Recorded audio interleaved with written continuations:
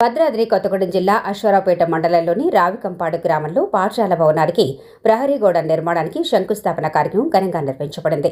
గ్రామ కాంగ్రెస్ పార్టీ అధ్యక్షుడు బోగినబోయిన కోటేశ్వర ఆధ్వర్యంలో ఈ కార్యక్రమం జరిగింది. గ్రామ విద్యాభివృద్ధిని దృష్టిలో పెట్టుకుని చేపట్టిన ఈ కార్యక్రమానికి అశ్వారావుపేట శాసనసభ్యులు జారే ఆదినారాయణ ముఖ్య అతిథిగా హాజరై శంకుస్థాపన చేశారు. ఈ సందర్భంగా గ్రామ విద్యా వాతావరణం మెరుగుపడే దిశగా ఈ ప్రహరీ గోడ నిర్మాణం ఉపయోగపడుతుందని ఎమ్మెల్యే పేర్కొన్నారు.